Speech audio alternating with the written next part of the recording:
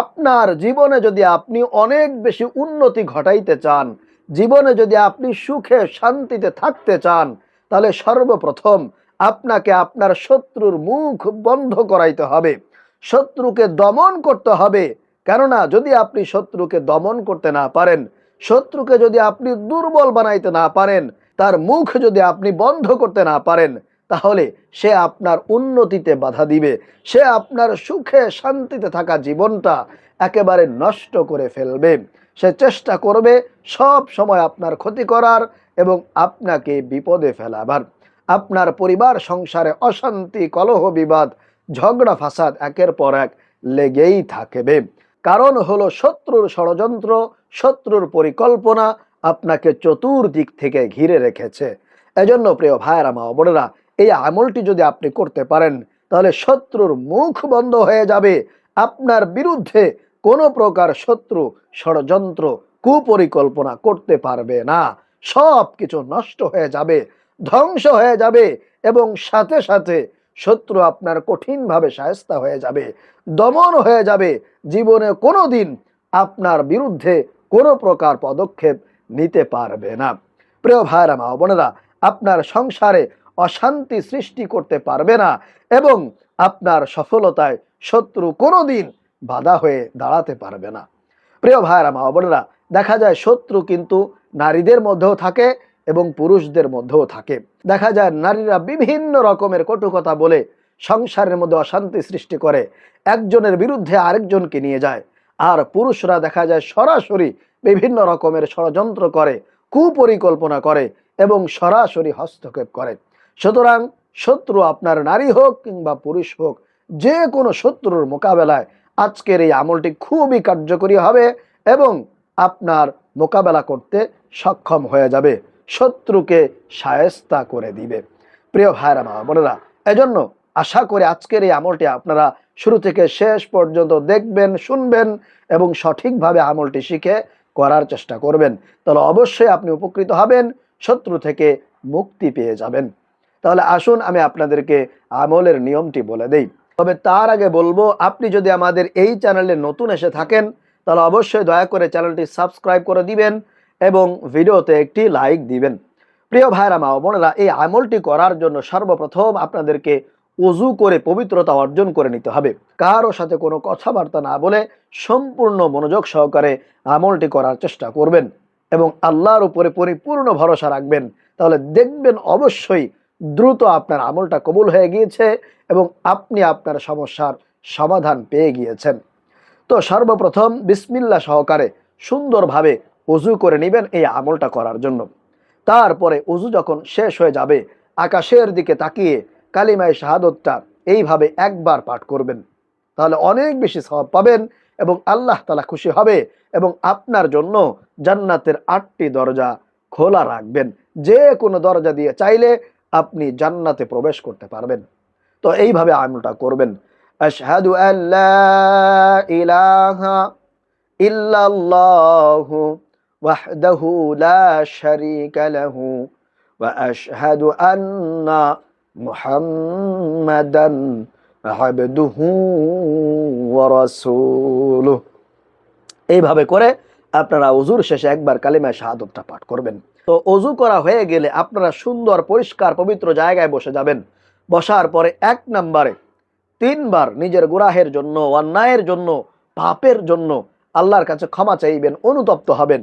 এজন্য 3 বার ইস্তিগফার পাঠ করবেন এইভাবে, আস্তাগফিরুল্লাহাল্লাযী লা ইলাহা ইল্লা হুয়াল হাইয়ুল কাইয়্যুম ওয়া আতুবু ইলাইহি। আস্তাগফিরুল্লাহাল্লাযী লা ইলাহা ইল্লা হুয়াল হাইয়ুল কাইয়্যুম ওয়া আতুবু ইলাইহি। আস্তাগফিরুল্লাহাল্লাযী লা ইলাহা ইল্লা হুয়াল হাইয়ুল কাইয়্যুম ওয়া আতুবু ইলাইহি। এইভাবে করে 3 বার ইস্তিগফার পাঠ করবেন। এরপরে 3 বার আপনার মনের মধ্যে আল্লাহ রাসূলের মুহাব্বত নিয়ে, নবী করিম সাল্লাল্লাহু আলাইহি ওয়াসাল্লামের প্রেম, ভালোবাসা, মুহাব্বত অন্তরে রেখে আল্লাহ রাসূলকে খুশি করার জন্য আল্লাহ রসুলের উপরে 3 বার নামাজের দুরুদ ইব্রাহিম পাঠ করবেন। এইভাবে আল্লাহুম্মা সাল্লি আলা মুহাম্মাদ ওয়া আলা আলি মুহাম্মাদ কামা সাল্লাইতা আলা ইব্রাহিম ওয়া আলা আলি ইব্রাহিম ইন্নাকা হামিদুম মাজিদ। আল্লাহুম্মা বারিক আলা মুহাম্মাদ ওয়া আলা আলি মুহাম্মাদ কামা বারাকতা আলা ইব্রাহিম ওয়া আলা আলি ইব্রাহিম ইন্নাকা হামিদুম মাজিদ। এইভাবে করে 3 বার আপনারা নামাজের দুরূদ ইব্রাহিম পাঠ করবেন। এরপরে পবিত্র কোরআনুল কারীমের মধ্যে বর্ণিত সূরা ইয়াসিনের 65 নম্বর আয়াত, সূরা ইয়াসিনের 65 নম্বর আয়াত আপনারা 99 বার পাঠ করবেন। এরকম একটা তাসবিহ নিয়ে গুনে গুনে 99 বার পাঠ করবেন। 99 বারের কম যাতে না হয়, যদি বেশি হয়ে যায় তাতে অসুবিধা নাই, তবে যাতে কম না হয়, পাক্কা 99 বার পাঠ করবেন। আপনার যে শত্রু আছে, দুশ্মন আছে, তার কথা স্মরণ করে তার নাম নিয়ে এই দোয়াটি পবিত্র কোরআনুল কারীমে বর্ণিত আল্লাহ পাক রব্বুল আলামিনের শেখানো শত্রু থেকে মুক্তি পাওয়ার, শত্রু থেকে নাজাত পাওয়ার এই দোয়াটি 99 বার পাঠ করবেন।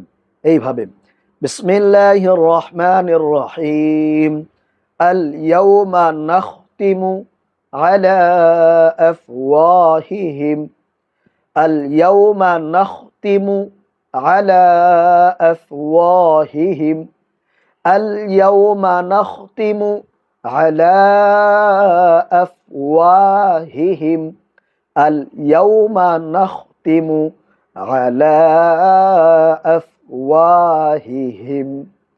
এই দোয়াটি 99 বার পাঠ করবেন শত্রু নাম নিয়ে, শত্রুদেরকে উদ্দেশ্য করে। এরপরে রাসূলুল্লাহ সাল্লাল্লাহু আলাইহি ওয়াসাল্লামের শেখানো এই দোয়াটি শত্রু থেকে মুক্তি পাওয়ার 99 বার পাঠ করবেন এরকম তাসবিহ নিয়ে। সেই দোয়াটি হলো আল্লাহুম্মা ইন্না নাজআলুকা ফি নুহুরিহিম ওয়া নাউযু বিকা মিন শুরুরিহিম। আল্লাহুম্মা ইন্না নাজআলুকা ফি নুহুরিহিম ওয়া নাউযু বিকা মিন শুরুরিহিম। আল্লাহুম্মা ইন্না নাজআলুকা ফি নুহুরিহিম ওয়া নাউযু বিকা মিন শুরুরিহিম। এই দোয়াটিও 99 বার পাঠ করবেন। এরপরে সর্বশেষ আবারও 3 বার নামাজের দুরুদে ইব্রাহিম পাঠ করে দুহাত তুলে আল্লাহর কাছে মুনাজাত করবেন। আল্লাহর কাছে শত্রু থেকে মুক্তি চাইবেন, পানাহ চাইবেন, এবং শত্রু যাতে দমন হয়ে যায়, কঠিনভাবে শায়েস্তা হয়ে যায়, এবং তার কপালে যদি হেদায়েত থাকে, ভালো হওয়ার সুযোগ থাকে, তার জন্য আল্লাহর কাছে দোয়া করবেন। আর যদি তার কপালে হেদায়েত না থাকে, সে যদি ভালো না হয়, তাহলে আল্লাহ যাতে তাকে উচিত শিক্ষা দিয়ে দেয়, কঠিনভাবে সে যেন শায়েস্তা হয়ে যায়, এ ব্যাপারে খাস করে আল্লাহর কাছে দোয়া করবেন, মুনাজাত করবেন। ইনশাআল্লাহ তাআলা অবশ্যই আপনি শত্রু থেকে মুক্তি পাবেন, শত্রু কঠিনভাবে দমন হয়ে যাবে, জীবনে কোনোদিন আপনাকে টার্গেট করে ক্ষতি করার দুঃসাহস করবে না। তাহলে প্রিয় ভাইরা মা বোনেরা, আশা করি আজকের এই আমলটি আপনারা বুঝতে পেরেছেন, শিখতে পেরেছেন। যারা যারা আমলটি করতে চান তারা অবশ্যই ভিডিওতে একটি লাইক দিবেন, চ্যানেলটি সাবস্ক্রাইব করে রাখবেন এবং কমেন্টস করে অনুমতি চাইবেন। সকলের জন্য দোয়া থাকলো আল্লাহ রাব্বুল আলামিন যাতে করে এই আমলের মধ্য দিয়ে সকল প্রকার শত্রু থেকে মুক্তি পেতে পারেন। আমিন।